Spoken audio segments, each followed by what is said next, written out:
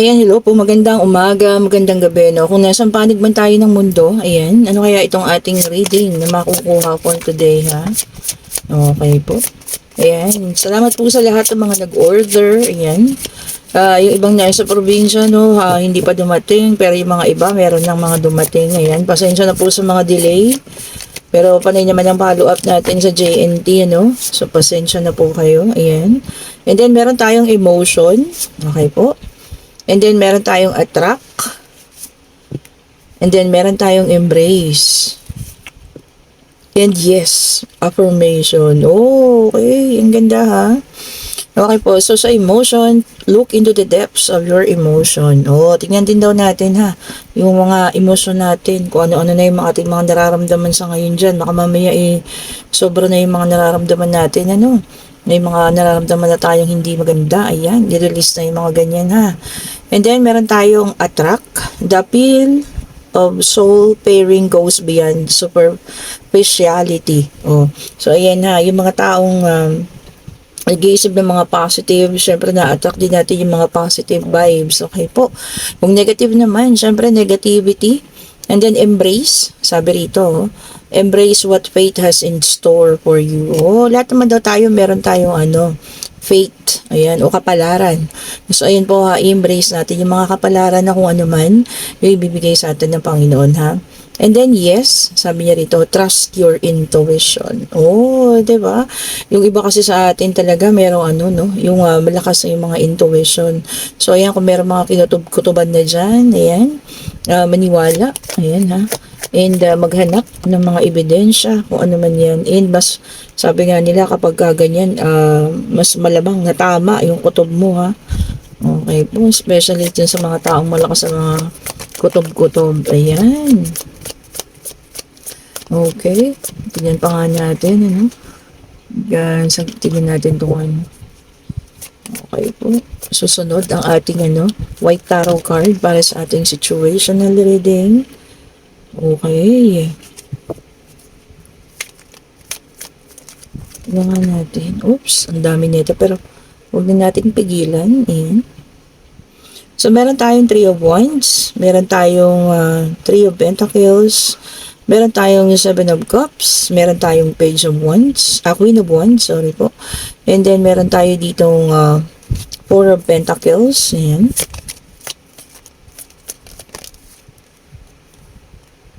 And meron tayong Five of Cups. Okay. Oops. And meron tayong Ace of Cups. Okay po. Ayan.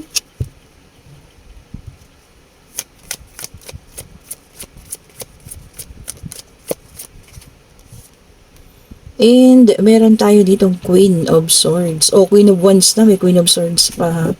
So, okay po. Dito sa ating na to, no? Situational reading. Ito, sa tingin ko kasi ito yung tungkol sa taong umalis, eh. Maaaring ikaw ay iniwanan, inilasan ng taong ito, no? Tapos, ito yung mga stages na pinagdaanan niya. So, okay, umalis ang taong ito sa buhay mo. Ayan, nakipag-usap-usap, ayan, nakipagkilala sa iba, nagkaroon ng option. Ayan, ha. Nagkaroon ng option, maraming options. Ayan po, simula nung umalis siya sa buhay mo. Ito yung mga first months niya, no. Nakakilala ng ibang tao. Ayan, ang ating Queen of Wands. Ayan. Pero tingnan nyo, malungkot. No, ayan. Kasi ikaw, na ating Queen of Swords, nag-move on. Okay po.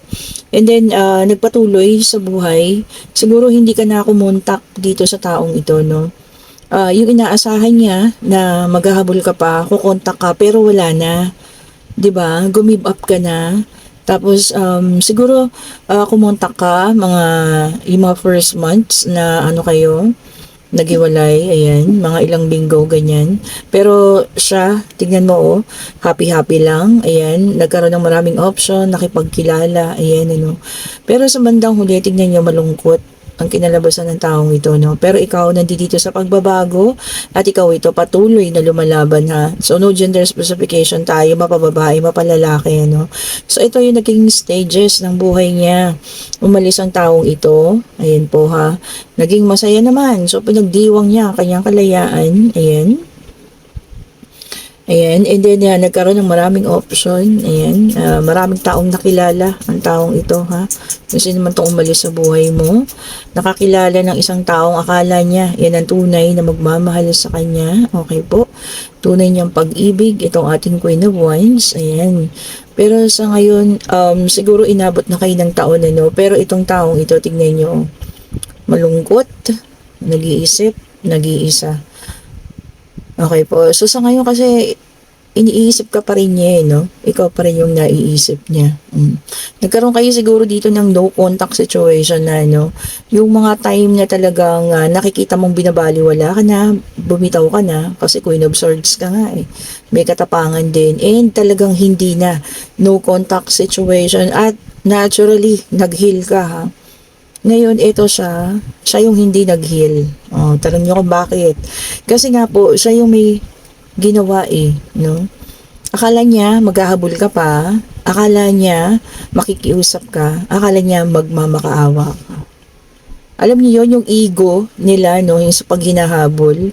Parang feeling nila napaka-special nila sa paghahabol mo na gano'n, ano. Pero bumitaw ka eh, oh. And nag-continue ka sa buhay mo. And ngayon, nakikita niya na nasa maayos ka. Maganda ang buhay mo. Sinuswerte ka sa kaperahan. Oh, ano nangyayari sa kanya, oh. Yan yung pagsisisi. Ayan. So, yun na makikita natin sa stages ng paghihiwalayan. Sa una, masaya siya kasi feeling niya nakalaya niya siya. Ayan, sa mga susunod na buwan, ayan, party-party, nakikilala kung sino-sino. Ayan ha, or kung nagkaroon man ng kaibang relasyon, feeling nila ang ganda-ganda ng buhay nila, ang saya-saya, no? Eh, wala na. Totally, hindi ka na kumontak. Ayan. Siguro nung mga time na kumukontak ka, feeling niya napaka-special yung tao, napaka-gwapo niya, napakaganda niya kasi hindi mo maiwanan, o 'di ba? Kumbaga yung naiinis pa siya, yung time na talagang kinukulit mo siya, gusto mong makiusap, gusto mong maayos. Eh nung totally nagising ka, Queen of Swords eh, oh, bumitaw, umayaw. O, diba? Nagtaka ang taong ito. Ano nangyayari ngayon? Siya na yung interesado sa'yo. O, diba? Alam niyo yun, twist of fate. O, see, ang kapalaran talaga, no? Hindi natin masasabi. So, nag-turn around, umikot na. So, siya na ngayon, yung nakatingin sa'yo. Maaaring hindi pa ito kukontak po sa inyo, ha? Ayan, no? Pero pinag-aaralan muna yung mga bawat pangyayari sa buhay niyo, kung ano na yung nangyayari sa inyo. Dati kayo yung interesado sa nangyayari sa kanya. Ngayon, baliktad na. Siya na po yung interesado kung ano yung nangyayari sa buhay ninyo. Ayan, siya na ngayon yung nagkaka-interesa kung ano na itong nangyayari sa buhay mo. So, ayan, may stalker ka na. Okay po. Kasi binabantayan niya bawat galaw mo sa social media, ha. Bawat post mo. Ayan, kung ako sa'yo, mag-post ka ng magaganda. Yung napakasaya mo, ha. And napaka-productive ng buhay mo. Ayan. And napaka-financial independent mo na. O, diba? Ako talaga, naku, yun ang gagawin ko, no? Talagang yan ang ipopost ko talaga. Para makita niya na ako'y naging maayos. Ayan, kahit wala siya sa buhay ko. O, diba? Laki kayong sampal sa mga taong egoistic. Yung mga taong matataas yung ego, di ba? Yun eh. And then, meron tayong 5 of Wands. Ba't parang gigil na gigil ako ngayon? Ayun po ha, nadadala tayo ng ating emosyon. And then, yan, lakas ang energy nitong ating nakuha. And then, meron tayong 5 of Wands. Ayan. Sabi rito, yung ano naman daw, sabi niya, avoiding ending. Sabi niya, ayaw niya pang magtapos. O, yun na nga, kung yung kahapon, hindi kayang bitawan, eto naman, ayaw niyang magtapos yung paghahabol niyo sa kanya. O, diba? Iba-iba talaga ang mga karakteristik ng mga tao, no? May egoistic, mataas yung ego. Ayan. Meron naman yung gusto niya, feeling special siya. Ayan. O, diba? Inano ka nito eh, dinapang-dapa ka nito eh, no? Kulang na, siguro parang pinahiya ka pa, ganyan. Sinabihan ka ba na, bakit? Minahal ba kita? Hindi kita minahal, mga panahon na yan. O, diba? Para lang talagang, durog na durog yung pagkatao mo, no? And then, meron tayong 9 of Pentacles in reverse. So, yung pala kanina yung sa fire sign. And ito naman ay earth, ayan. Sabi niya rito, false success. O, diba? kamalian na success o maling success. So akala niya success yung ginawa niyang pag-iwan sa'yo, pagturog sa'yo, no? Pero nagkamali, baliktad ang nangyari.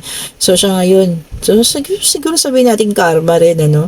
So siya ngayon, yung feeling lost, ayan, feeling walang nangyari sa buhay niya, o, diba? And then, naka-reverse naman, Queen of Pentacles, ayan, which is an earth sign, ayan.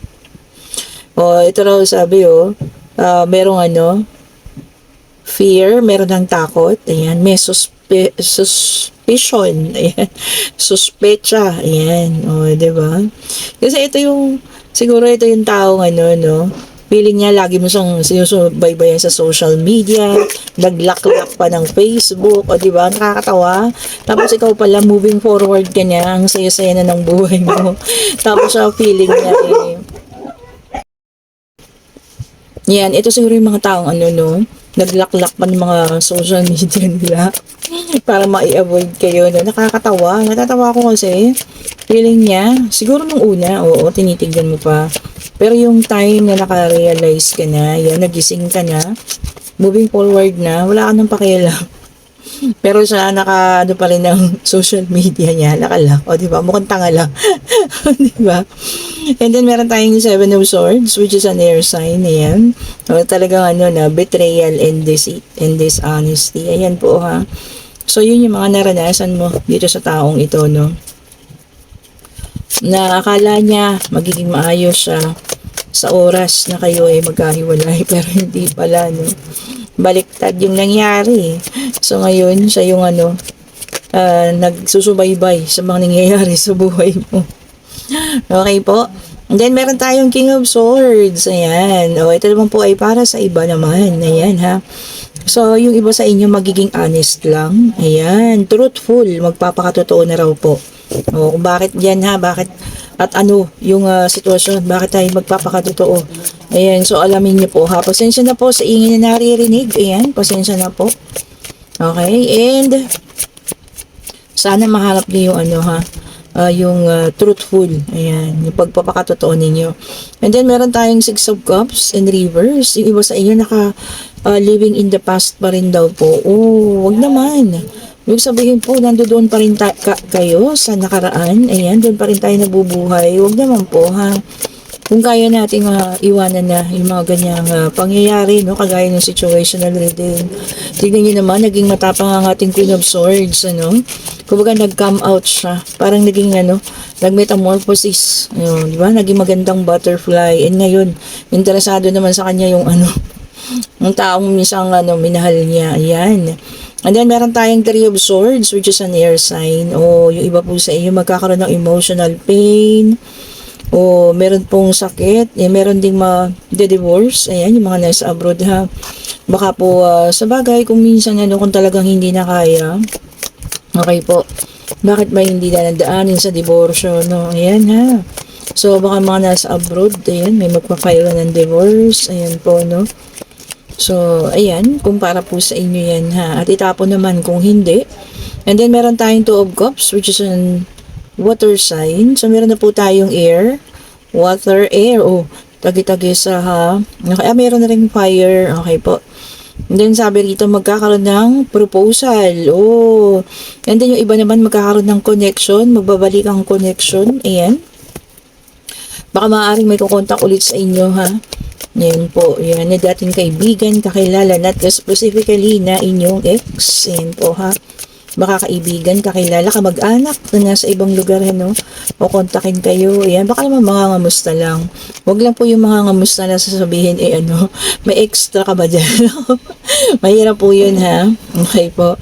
And then, meron tayong Ten of Wands, which is a fire sign. So, ayan, lumabas na po ang ating mga signs, halos lahat na. Sabi nito, doing it all. O, ikaw lahat. Kumbaga, kinakaya mong lahat, ha. Ikaw na lang lahat. Kumbaga, ganun, lahat ng responsibilidad. See, kung mga ganyan naman daw, no, kung minsan hindi na natin kaya, ayan. Pwede naman tayong humingi ng tulong po, at pwede natin sabihin na pwede po bang hinay-hinay lang at hindi ko na kinakaya mga bagay-bagay. O, di ba?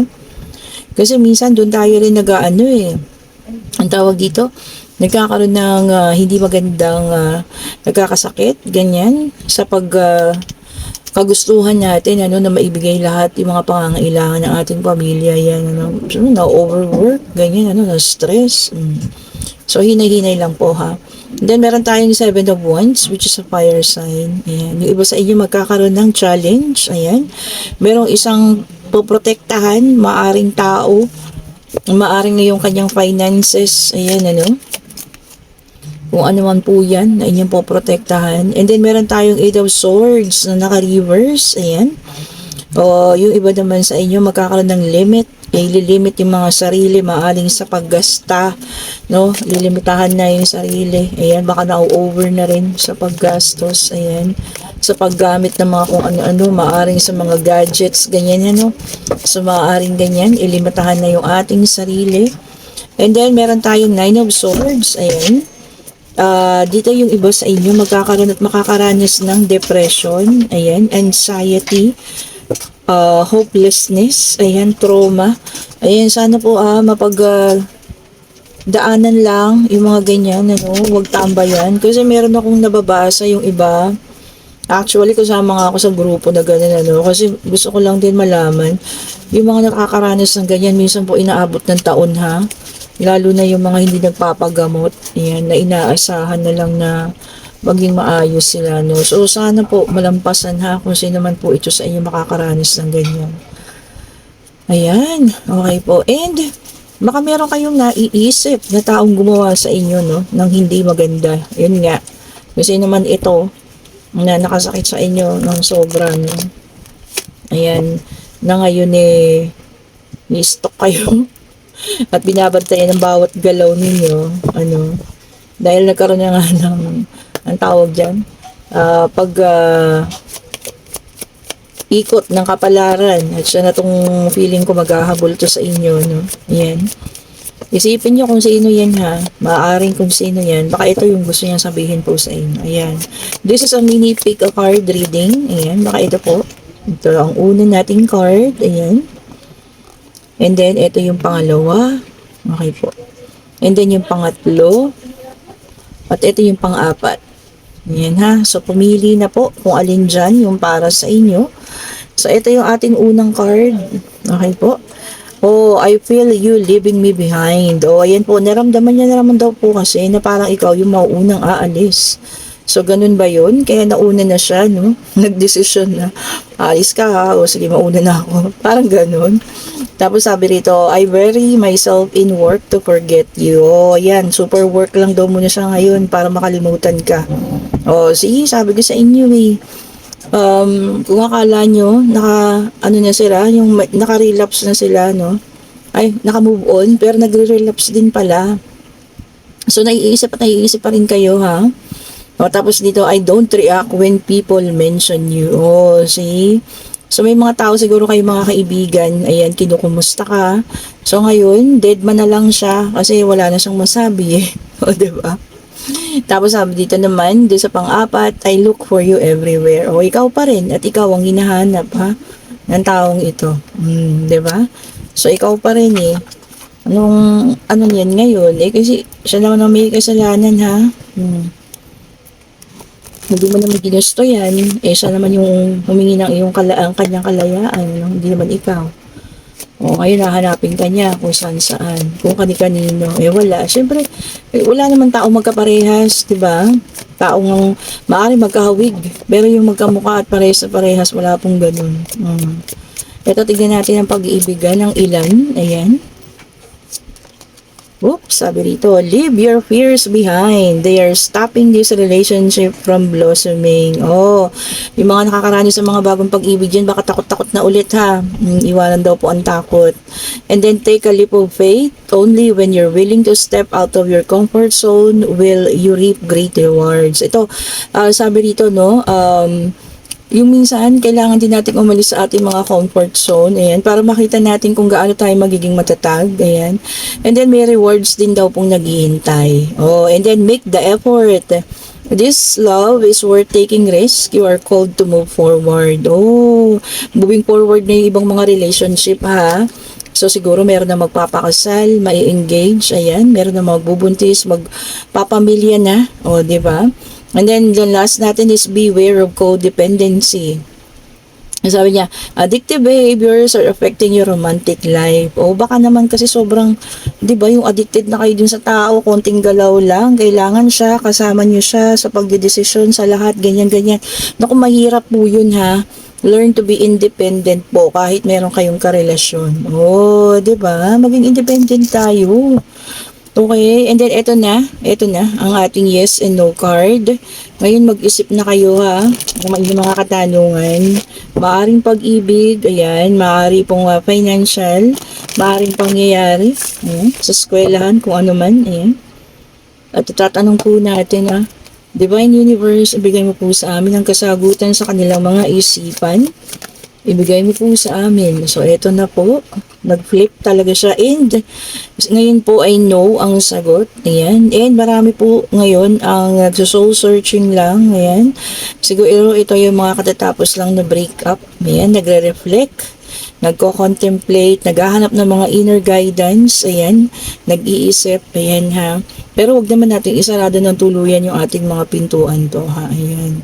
Okay po. Ayan. And kung sino may nakaranas ang ating una, no, yung situational reading natin na talagang itong taong ito dinurog ka. Ayan. Talagang pagtabuyan ka pa nga ng mga panahong gusto mo sana makipagbalikan. Gumawa ka ng effort pero wala pinagtatabuyan ka. Ngayon po bumaliktad na, no? Nagkaroon na ng kumbaga turn of events, twist of fate. So, yan, dati ni-stalk mo siya sa social media, pero ngayon siya na, ay nag-stalk sa'yo kasi tumigil ka ni. So, na-confuse na tong taong ito, no? So, ito po yung mga no-contact situation. So, ito yung mga nangyayari sa kanila ngayon. Kung isa ka dito, no? Comment down below. Ayan po ha, comment down below. At kung talagang yun nga, no? Kasi doon sa mga contact situation, nagkakaroon ng talaga ng experiences na talagang super move on na yung isa. Tapos nagkaroon ng kabaliktaran na yung isa naman, yung hindi naka-move on, kung sino pa yung umalis. Oh, okay po, naging matapang, ayan. Nagkaroon ng metamorphosis, nagkaroon ng pagbabago. Ayan congratulations po sa iyo. And kung magbabalik man yung taong yan, nasa sayo na po ang pagpapasya. Okay po, and then commercial, ayan. So, ito po ang ating mga merchandise. Meron tayong salt bath pa po ha. Coffee, strawberry, and milk. And ito po ang ating evil eye. Ang dami ko na naman pong nababasang mga comment. Tapos yung link. Nandyan lang po sa comment section. Scroll down nyo po yan. Scroll up. Ayan, baka natatabunan lang.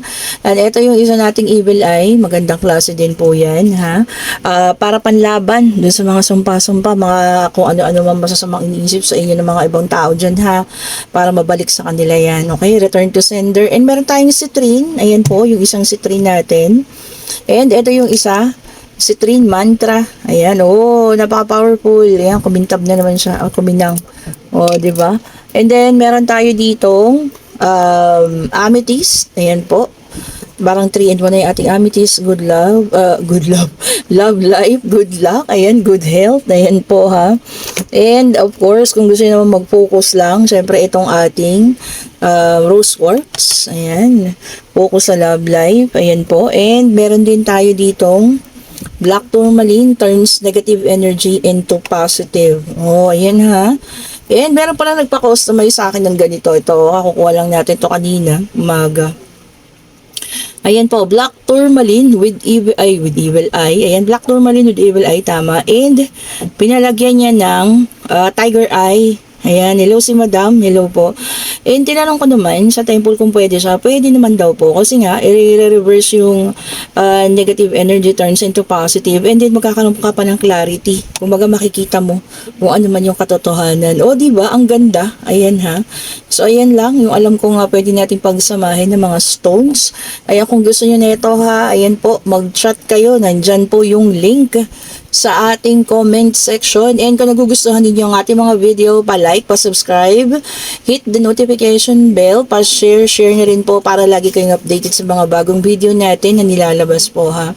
Thank you so much for watching po. Salamat sa mga bagong subscribers, sa mga bumabalik, sa mga dati na, sa mga Mystic Angels, sa palagi kong kausap sa Messenger. Ayan.